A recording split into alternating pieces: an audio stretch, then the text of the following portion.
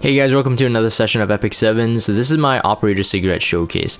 She is not complete, and I don't think she needs to be in order to offer what she can already do. Now, everyone knows 100% defense penetration is insane. If you can get that on Specimen Says, you get that on Watcher Shuri with an attack buff, I mean, they kill through pretty much anything, right? 100% defense penetration is very, very big. The only thing is that Operator Sigret is stronger than Watcher Shuri in terms of she has extra crit damage in terms of awakening, higher base attack. Her mods are about the same in terms of the defense penetration, but of course hers requires a barrier. Everyone should know this, but I usually don't even do showcase videos that early, so this one's a very, very unique one for me. It's not because I feel that she's like that good that I have to do the showcase, but rather it's like she's really easy to use. Alright, so she's really easy to use. Like right away I found fights that I can use her. She's really good for, I think, not only like a single target nuke, and I don't think she should be your sole damage dealer in terms of your comp. She's really a good setup. You will see in my showcase videos and my fights that she really actually sets up everyone else because of the S3 attack buff. Honestly, if you were like low on Mola and you got Operator Sigret, let's say luckily, invest in the S2. I think that's all she really needs in terms of Mola. I wouldn't even bother with the buff durations like reduction and the 20% pushback. 15% RNG is always a thing, and even at a +4, I have a 100% proc rate to do it. People resist left and right, and it's very inconsistent. So if you're trying to push back someone and you expect like you kill someone with the S2, get another turn, you push back them, so you have like, you know, more space or lower gear requirements in terms of like a CDOM speed, don't rely on it. It's just super inconsistent. I already knew this going in, but I wanted to do the 100% proc chance for you guys to see, and eventually when I get her to level 10 I will max this skill. I do think that once you kill someone with the S2, you get that extra turn, assuming you already have an attack buff. With Portrait of Savior, this actually does quite a bit of damage. You guys will see it again. Artifact choice, honestly, I mean, you could go Guiding Light if you're worried about that first turn. Portrait, I think it would be best in slot. At the moment, we do have a good contender. Symbol of Unity is a really good one. Guild War Season 3, I don't know, Season 3, I think it's Season 3. This artifact is extremely good. It's next level. This is actual power creep. This is the next level. At a max limit broken, you get 20% hit chance, so same as Oath Key, so that nullifies Moonlight Dreamblade right away, and you get 16% extra damage dealt, which is the same as Exorcist Tonfa. While not as strong as Portrait, you at least remove the RNG of like an RB, you know, not getting hit or whatever. So definitely ones to go for. I think, I mean, honestly, I mean, she's a ranger. She could use Sasha Thanes if you're really, really, you know, confident with your damage. So ideally, maybe on an attack boot. So something like a 4K attack, 300 crit damage, or even 300 plus crit damage. Maybe Sasha Thanes would be good if she was your only ranger in your comp. Just because more turn cycling, more CR boost after the enemy is killed. I'm just saying that the stats you see here, my Operator Sigret is not Final Awakened. Not because I'm not, you know, not going to invest in it. I think I'm just going to do it, but I'm just farming it. I haven't gotten it yet. She kills anything through a barrier. At the moment, I haven't seen one that can survive through the barrier. And right now, again, without the Last Awakening, it's an attack awakening. We're looking at about like a 30% flat from the Last Awakening star, and then 6% on top of that. So we're looking at about like what I have right now with Portrait with my gear, 3.7k attack. Ideally, you want to go for crit damage. I think that's where you're going to really find the benefit, because she has relatively low base attack, 1000, just a bit over 1000. That to me is considered relatively low. 1.1, 1.2, those are getting to like the higher attacks to me. That's how I would rate it. 1079, I think is her exact at a 6-star awaken, is relatively low. Higher than Watcher Shuri, sure, but it's relatively low to me. I would say if you want to put in substat rules, like best bang for buck would be higher crit damage, and you will see more of that paid back when you actually start like just doing damage tests. I mean, you could run into damage calculator, don't take my word for it, but with her gear right now, it's like some of it's like wasted stats, like 16 effect resistance, but it's just combined with some flat attack. At least that's what I was looking for here. On a speed boot, I like the turn cycling on it, and like I said, with an attack boot, you're not really getting much out of it. The only thing I would probably change is that perhaps maybe put her on her hit set, because I don't really need the crit rate. Right now, like I'm over. This isn't 90'd because it's not really good. 90 flat attack out of this, 22% attack, and then 12 crit damage if I 90 this. Doesn't have speed. Ideally, I want her to look something like this. I'll quickly showcase. I'm not going to make her this way though, just because this would be removing my Pavel gear, which is actually very necessary for me. I think Pavel is a really good cleanup cleaver, and you guys will see me using him a lot. I think it was his neck as well. It's like this one has some speed in it, and I think the ring was Landy's. Ideally, I want something to be about 220 crit, 220 speed, something like this, right? So, like I said, I can already kill everything with about 3.5k attack without the Last Awakening. Everything you see in the showcase is at the stats on the left. 3.3k is like, it's low, but when I get the Last Awakening, I think it's going to be about 3.5, but I get 6% more crit damage out of it, and I'm not losing 6% attack, right? So that's very, very big key. Right, so 6% more crit damage means 6% more damage. 6% less attack doesn't mean you actually lose that much damage. Crit damage at the end is the biggest thing. Of course, people will say that, you get an attack buff, it scales on the total attack. I get it too, but crit damage usually often weighs better. But like I said, it would be a better return for your substat rules if you get higher crit damage than you get for higher attack. All right, at least in her case, I feel. Okay, you can go with an attack boot, of course. I am going with speed boot, like I said. I wanted 220 speed so that she's sort of or more or less self-sufficient. So for example, if I lose my oxlots, at least she can still move down the line instead of just getting sniped by like a knight or whatever. She is relatively, well, mine is relatively squishy, but I mean, she can survive. She can survive. If you go with attack boot type without the speed set, maybe you can opt for a bit more health and defense and still be able to one-shot as long as she has an attack buff. Without an attack buff, she can still do quite a bit of damage because 100% defense penetration is really big. Her downfall would be that if she doesn't have a barrier, 50% defense penetration is not enough, especially with her stats being so low. Right, so really, I mean, if you're gonna like weigh, is she better than Watchashiri? I think pros and cons. You guys again will see in my video. If I ran Watchashiri where she goes, it won't be that good. The only thing is that if you have a lot of cleavers, you have a lot of like, other heroes that you can, deck out with your Athletica, Oxlots, maybe even Cerise now, she might not be the best. So that's my rating for her right now. Like, she does what she needs to do. You got a barrier, you're dead.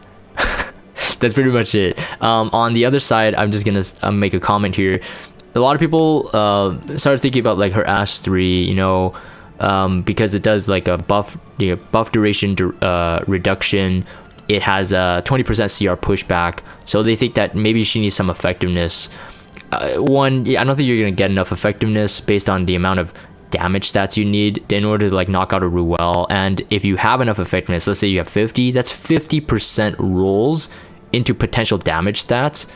You might not be able to push back like a Ruel or something, which are still on average about 100 to 150 effect resistance. So like it's almost like wasted potential. And then I think the argument is that, oh, then why did they build her this way? But just keep in mind that Watchashiri's S2 also strips as well, but people don't build him effectiveness, right? So I think you need to really know what role you want your operator Sigret to be. I mean, I'm not against you doing this, but again, if you want any sort of debuff, you may as well run a mage, that is able to stack upon RNG. So for example, Basar can ignore effect resist. That's really good. Roman is really good as well because he can have Abyssal Crown. So he has 3 levels of RNG. He can strip, he can silence, and then he can also Abyssal Crown, which usually pays off better, whereas she doesn't have that benefit. So I honestly wouldn't think that, you know, wasting any substat on effectiveness is a good way to go. But it depends on how you build her. I mean, if you are building her without the stats that you know, maybe you can fit it. I mean, I could, I guess, if I had like hit sets instead of the crit set, and then just max it to 90, I could get like a 20 effectiveness. A splash of effectiveness wouldn't be bad. It's just that I don't think that is necessary, especially if you are compromising your damaging stats. Anyways, that was a long discussion on it. I'm gonna show you guys the clips now. Hopefully you guys enjoy. All right, so we're gonna do some arena, and I think I only showcase arena. I used her in Guild War, but I don't think the defense was realistic, so I'm not gonna showcase it. So here, Melissa actually becomes more usable again, as ML Sigret does allow AoE attack buff. That's after killing off one. Usually high priorities would be like the damage dealers, like an Alencia, ML Ken, Ruel. You can leave FCC there since the Aureus, I mean, it helps damage mitigate, but it doesn't really help that much. The S3 also is 100% crit rate, will help your C-Dom get some necessary push. Melissa with an attack buff now, so I'm gonna keep her built. Otherwise, I really had stopped using her. Without an attack buff, she sometimes fails to really damage like the entire team. Another good thing about ML Sigret, as you'll see in this entirety of the showcase, is that she doesn't require souls to technically do 2 turns. This is definitely a big positive in terms of her kit. So if you're using it like me with Oxalots, you can soul burn into another S2, so you can keep the souls, and you won't really need to use like a Spirit's Breath. Of course, you could consider something like a Spirit's Breath though, thinking that you won't need souls on your ML Sigret. So it just depends on like what your team comp is, but you know, I was too lazy to swap the artifact on Oxalots. This one took a bit longer just because the FCC was actually pretty tanky, like self-tanky, so high defense.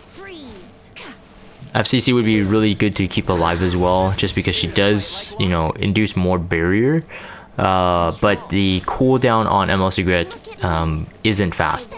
I did mention that in my initial thoughts video on ML Sigret. I was saying that was probably one of their weakest points in terms of like, she would be really good in a cleave comp, really good to set up others, but her cooldowns are too long. That's definitely like going into the negative. So if I had to like weigh like, you know, her pros and cons there, I would say definitely that's a con. I think she's 1 turn too much for both her cooldowns, the S3 and the S2. That could be something that Smilegate may want to look into in the future. Just reduction on the cooldown, I think, can make her a lot more viable, especially in a fight like this. So in my opinion, that was 1 turn too little, or too much rather. Soul burn in the S3, not really a big point, unless you want 2 turn attack buff on C-Dom. It just extends the duration of the buff. That could be good or bad, but I didn't really necessarily feel that I needed it in any of my fights. Second one, Z Fance. So I'm using my Cleave Landy. So I recently released a video on that, so if you want to see the stats there, check out that one. Otherwise, this was kind of interesting as well, because you can kill off, and then you can keep proccing a new barrier. So with ML Crow there. So the barrier is really good for Landy. My Landy isn't quick enough for this, to be honest. But there's enough buffs. And again, not using that Oxalot's original book leaves me with just enough souls to double cleave with Landy. Let me show you my secret weapon. Respect the great land.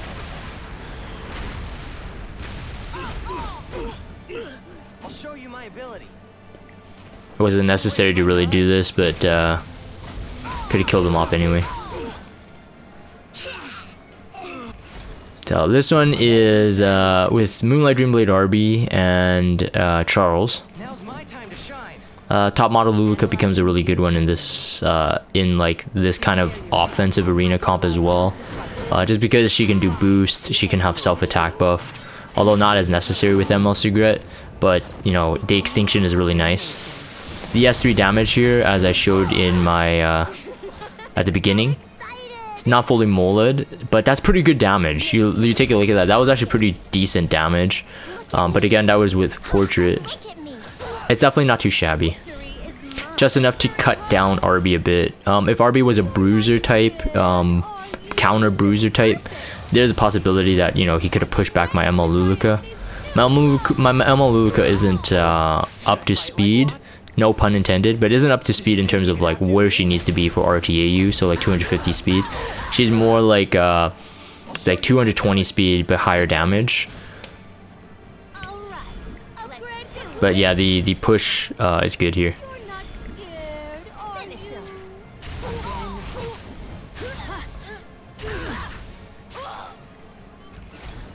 This one was funny too because, you know, Suri's got a buff and I was like, hey, how do I proc the barrier? How do I initiate the barrier while preventing Alina from potentially pushing? I don't actually think this one was on a tome, or maybe it doesn't trigger there because she's restricted. I'm not quite sure, but it looks like it probably wasn't a tome one.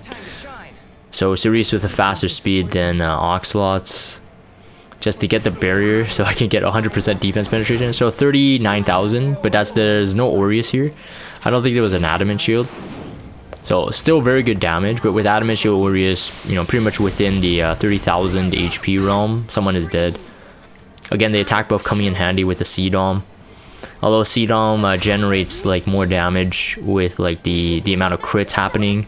So I had it on Cerise crit, I had ML Sigret crit pretty much 4 times as well. So C-Dom is very well stacked. Shall we bring this to a close? Of course, the attack buff does come in handy, but just saying, noting that C-Dom's S2 passive stack is quite high. One with the S1. So the heal there, 1.6k, so 1600 on C-Dom. It was a holy sacrifice one. I was actually really surprised. I was like, dang, see, with the turn down, like cool down, if it was quicker, I'd be able to do it right here, and that would look really cool. If there was like one turn quicker, it would have been better.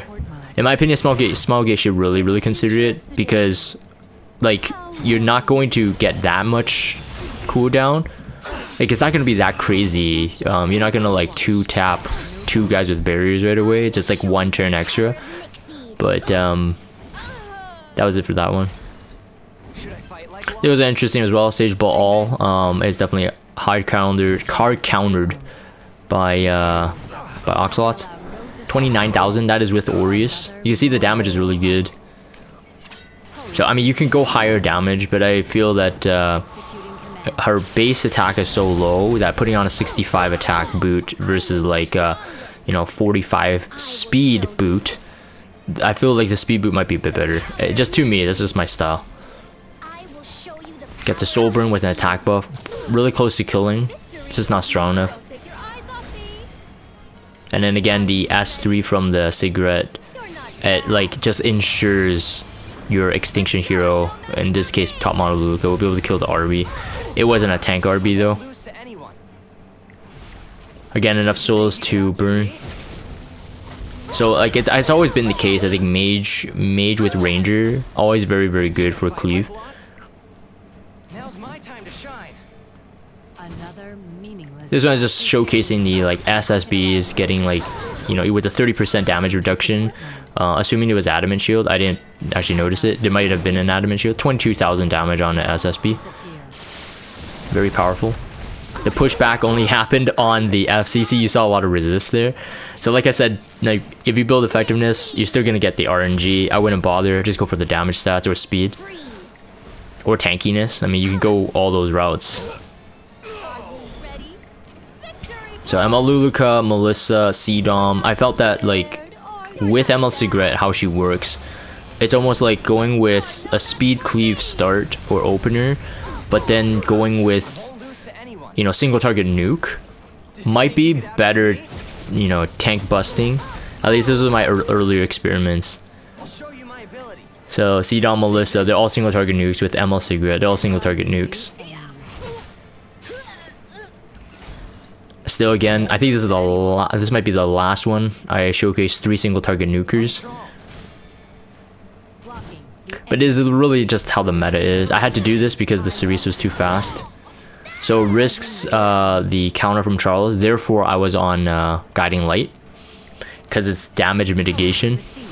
At least that was in my mind. What would have been ideal.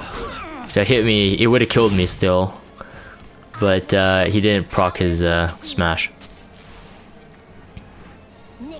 So I'm soul burned. I still no worries. I can soul burn and still soul burn Melissa for a guaranteed hit. Ignore resist. And again, she's attack buff now, much more viable than what I had used with her before. Like I had used like Athletica and stuff like that. And then she'd be left without an attack buff while still able to kill Remnant Violet. It wasn't as easy. It's a bit tricky. Especially if it was tanky. This one I'm going with Pablo now. So I'm starting to tidy up with some cleavers. Which I think was my original thought of her. Like she was set up for other cleavers. I think Pablo is a really good one. You guys see me use Pablo a lot. Still promising that Pablo showcase. These other heroes are coming in hot and just been on a lower priority list for me. Not a lot of people will build Pablo, I think. But he's like one of my favorite cleavers right now. Like I use him so much just because he could 2-turn. And another ranger, like I said, rangers and mages, like they really have really good kind of cleaving chemistry. Athletica, of course, thrown in there.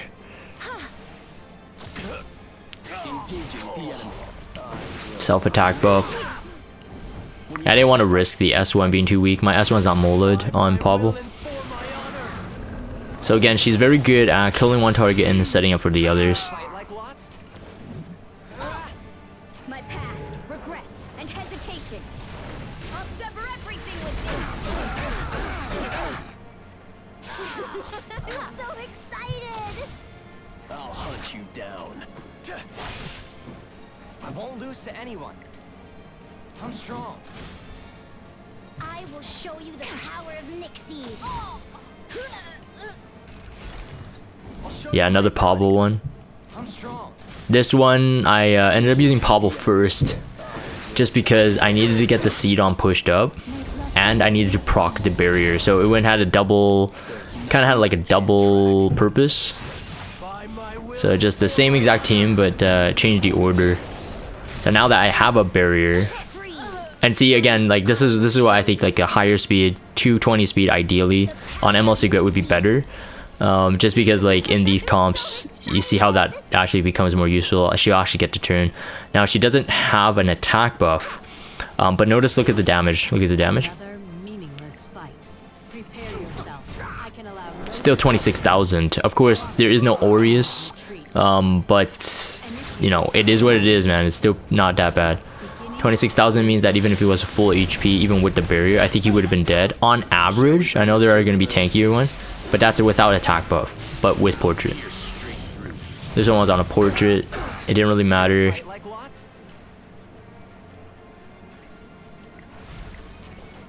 Again, we have a lot of souls to spare. It was an idle cheer Rowana. And then showcasing the heal again. So 1.6.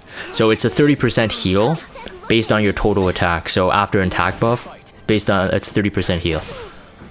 Which is decent with like these kind of squishier heroes like Pavel, Sidom, Oxalots, if not built tanky. They're relatively squishy. Which is also one of the comments I made on my initial thoughts video.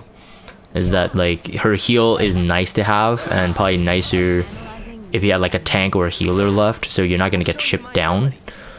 But in a like in a fight that you really needs healing, it really won't help that much. The Moonlight Dreamblade on the Tempest Surin. I think I'm on Unity. I think I'm on Unity on this one. No, it's still Portrait.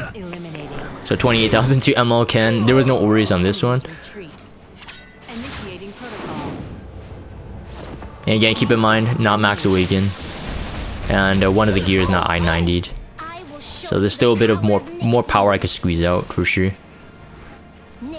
But again, I felt that it was okay to showcase the way she is right now. So you guys who are watching this and you're building your, you know, Operator Sigret, you will know, like, okay, I can do a much better job than Jagan because I have better stats. And this is just like a kind of like a test. I'll shatter your pride. I won't lose to anyone. Victory is mine. See, if there was like one more turn rotation, it should be way better for FCC because then she'd still be able to, you know, kill with the barrier. But because I know her cooldown is too long, so Pavel in this case was a bit better. Let's play together. That dual attack was just lucky, but ended the inevitable. Moonlight Dreamblade on Remnant Violet. I'm strong. Switching to support mode. Again, one shot to Ruel. I can allow No Aureus. I really don't know why people don't run Aureus on their FCC and a defense team. But because I mean, Aureus is way better for Remnant Violet as well. I did get lucky on this, so I did strip Remnant Violet's buff. I think I failed to push him back though. But regardless, I think I still would have gotten the turn. Do you know anything about that brat? Enough. I don't even know why I soul burned it, but honestly, just had I had too many souls. Oath Key is on Melissa. You're nothing. Get out of my way. Should I fight like lots? Don't waste my time. So overall, I really do feel that she's good, but it's like, can you live without her? And my answer would be yes. I'm gonna make it like very honest. My thought is that she's good, but you can probably get away with like a Bassar Cleave in most of these fights anyway. Should I fight like lots? Yeah. Of course I mixed. So that was my showcase for Operator Sigret. Now, do I think she's OP? No, she's not gonna be like, you know, as effective as like ML Crow, Ambitious Tywin, that kind of thing. Well, Ambitious Tywin post dev buff. Remember that she can be dev buffed. Right now, I think the problem is that in RTA, it's hard to use her. People's argument is that, oh, if you have Oxlots and you run double CR boost, let's say Oxlots and like a 270 Ice Rose, and you have Operator Sigret, they're just gonna ban your Sigret. But they're still forgetting that you could have 3 other damage threats. So Operator Sigret and 2 other damage threats that could compromise it. In my opinion, probably is hard to use in RTA. I said that on my initial thoughts video for Operator Sigret, if you guys watched that. So I mean, my thoughts on her hasn't changed. I kind of felt that, you know, she had a place. I think arena offense, maybe sometimes in Guild War, but that's pretty much it. On a defense, her AI does S3, so the attack buff first, attack buff and the strip, quote unquote strip. But then follows up with the S2. So, I mean, by then, you might not even have a barrier. So, on a defense team, her AI doesn't really work. I don't think her stats work. There are other talks about her being a bruiser type. I think she has the base stats to potentially run a bruiser. I personally... I'm not even going to try it because I feel that if she is ran as a bruiser, I think there's like better options. For example, Landy to me would be a better option to run a bruiser. In terms of like overall Landy's skill set, Operator Sigret, although she has a heal, you running bruiser and you notice she has a low attack base. If you don't get an attack buff with her, you might not even get much from the heal itself, right? So in terms of, I think, RTA use, I think she's completely out, which also means that Smilegate is highly likely to buff her. May not be the next patch, but soonish. Because I feel that Smilegate seems to be looking at arena defense metas and then seeing which hero they can buff to, you know, to compensate for that kind of meta, to shift the meta in arena defense. Since arena defense is seasonal and people spend a lot, you know, refreshing Skystones and stuff for that. So to them, they want to keep that healthy. RTA is the other side of it as well.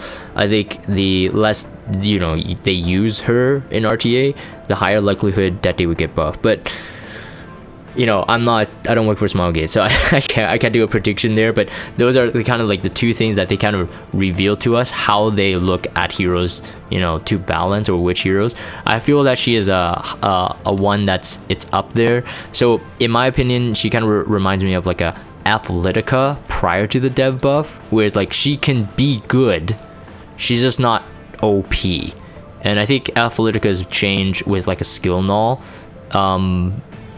it made her more usable. I felt that she was already usable before the dev buff, but I feel that Operator Sigret could potentially in the future have that kind of nudge. I don't know what it will look like, but have that kind of nudge, and then she'll be like very, very good, right? Either it's soul burn, guarantee another turn, or something like that. I don't know. It could be anything. But anyways, that's my like initial like testing with Operator Sigret. You know, I think, you know, she does what she needs to do. Not disappointing in terms of damage. Hopefully you guys did enjoy this. So I'm gonna end this for the video recording. If you guys have Discord, check out the Discord server. Follow me on Twitter. Subscribe to YouTube if you haven't. As always, thank you guys for watching, and I will see you guys next time.